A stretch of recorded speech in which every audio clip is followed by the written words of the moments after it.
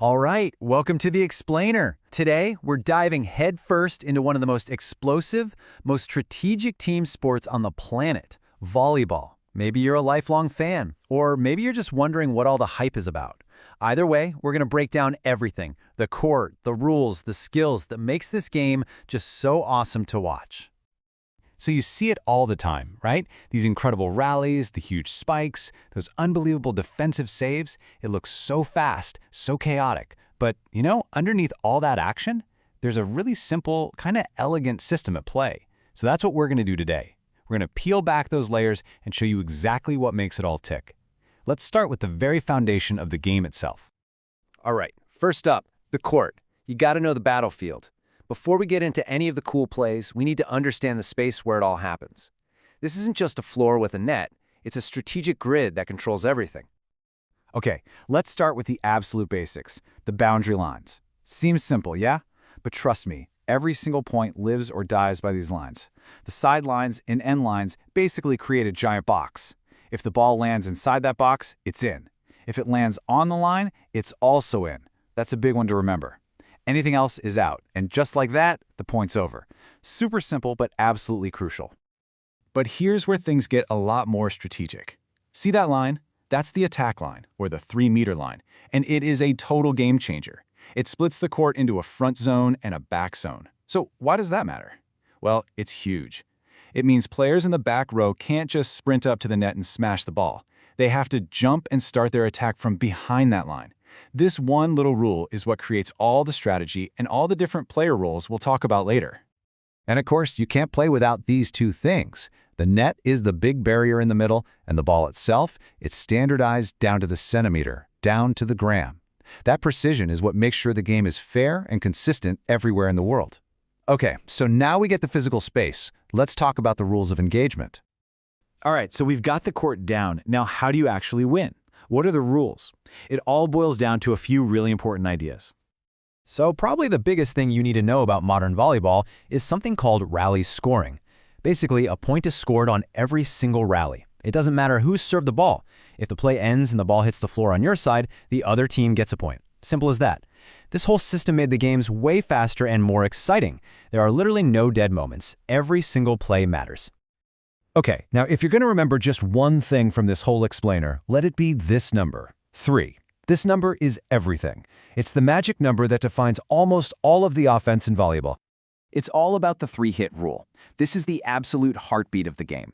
Your team gets a maximum of 3 touches to get that ball back over the net. And it almost always follows the same beautiful rhythm: pass, set, attack. That's the whole game right there. You want to control that first touch, the pass, so you can get a great second touch, the set, which then lets your attacker just crush it on the third touch. Of course, there are also ways to lose a point pretty fast. These are the big no-nos. Touching the net during a play, that's a point for the other team. Stepping on the line when you're serving? Yep, another point for them. You also can't do anything that looks like catching or throwing the ball. That's an illegal handle. And remember that attack line we talked about? If a back row player jumps from in front of it to hit the ball, that's a violation every time. Okay, so who are the people making all this happen? You've got 6 players on the court for each team. But they are not just 6 random athletes. Nope, they are specialists, and each one has a very specific, very important job. So let's break it down. First, you've got the setter. Think of them as the quarterback of the team. They run the offense, they take that second ball, and they decide who gets to swing for the point. Then you've got your hitters. These are your big scorers, the ones doing the spiking. And then there's this really cool position called the libero, who is basically a defensive magician. Let's talk a little more about the libero because they're super unique. You'll always spot them because they wear a different colored jersey. That's on purpose so the refs know who they are. They are pure defensive specialists, masters of passing the ball and making incredible digs. But they have rules. They can only play in the back row and they can't attack the ball over the net. Their one and only job is to do whatever it takes to keep that ball from hitting the floor. So you've got all these different specialists. How does that work? Well, it's all about rotation. Anytime your team wins a point when the other team was serving, everyone on the court moves one spot clockwise.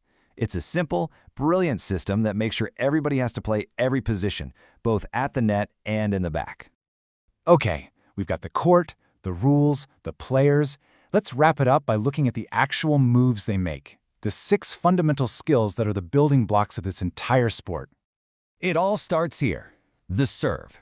Every single rally kicks off with one. It's actually the only time a player does something completely on their own. And a great serve isn't just about getting the ball in play. Oh no, it's the first attack. It's a weapon designed to mess up the other team's whole plan right from the start.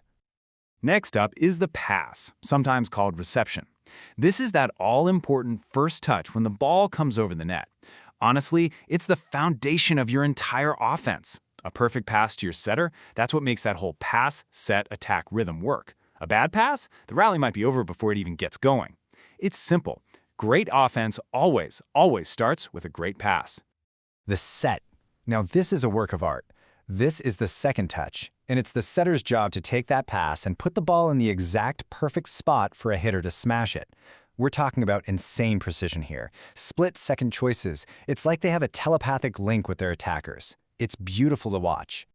And here it is, the payoff, the attack, the spike, the hit, whatever you want to call it. This is that third and final touch. It's the explosive, powerful play that makes everyone jump out of their seats. The whole point is just to hit that ball so hard and so precisely that the other team has absolutely no chance of getting it back. So how do you stop a monster spike like that? Well, your first line of defense is the block. Players at the net leap up and create a literal wall with their hands. They're trying to shut that attack down before the ball even gets over the net. A huge stuff block, oh man, it is one of the most soul-crushing plays you'll see. But what if the ball gets around that block? That's where the dig comes in. This is your last line of defense. It's a totally reactive, sometimes crazy acrobatic save to keep the ball from hitting the floor. It's all about pure hustle and grit, turning what should have been a point for them into a brand new chance for you. And there you have it. That's how all the pieces snap together. The court sets the stage. The rules define the game. The players bring the strategy to life with their specialized roles, and all of them use these core skills to battle it out. It's this incredible interlocking system that makes volleyball so strategic and just so fun to watch. You know, the game is so much bigger than just what happens between the lines. It's about more than just the final score. It really teaches things like resilience, teamwork, and that constant desire to get better. You know, life skills that stick with you long after you stop playing. So that leaves us with this final question to think about. The game is full of these amazing individual moments of brilliance, right? A monster serve, a perfect set, a mind-blowing dig. But no one player, no matter how good, can win a game by themselves. So what is it? Is it the ultimate test of individual talent, or is it the perfect example of a team moving as one? Next time you watch a game, I think you'll have a whole new appreciation for it. Thanks for tuning in.